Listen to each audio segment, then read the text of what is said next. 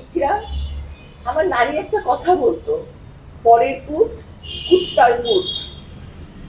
এই পরের পুতের জন্য তুমি দুনিয়া ছেড়ে দিলা।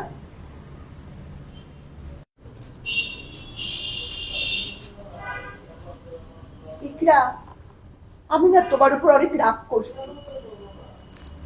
হ্যাঁ ইকরা, আমি তোমার উপরে রাগ করছি।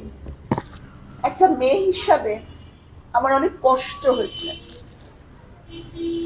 আমি জানি যে সে তোমার স্বামী ছিল, 14 বছরের কত টুকরা টুকরা ভালোবাসার স্মৃতি, কত মান অভিমান, বিরহ, কত আবেগ, কত আদর।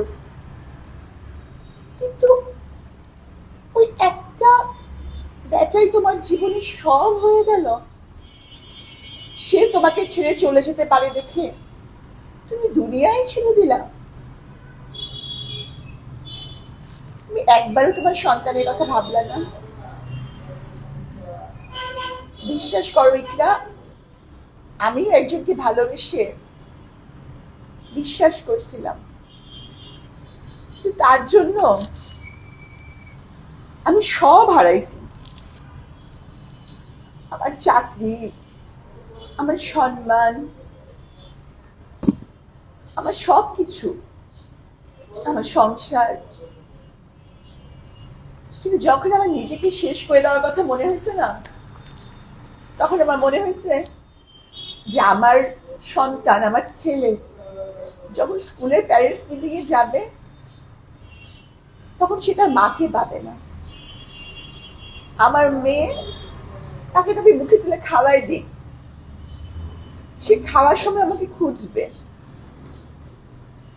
যে আমার মা নাই। আমার আব্বা, আমার মরা মুখটা দেখে আমার বাবার কি হবে? আমার মা, যে আমাকে তিল তিল করে বড় করে ডাক্তার বানাইছে, তার কি হবে? তুমি জানোই না, আমি তোমার মায়ের আহাজারি দেখে কালকে সারা রাত ঘুমাতে পারিনি। সারা রাত। তুমি জানো পৃথিবীতে কত বউ আছে কত কষ্ট নিয়ে ঘুমাতে চায়, পরকীয়া প্রেম, সেই সাথে কত পুরুষ আছে যারা দেহ কসাইনীদের কাছে যায়, রোজ রোজ টাকার বিনিময়ে শরীরকে।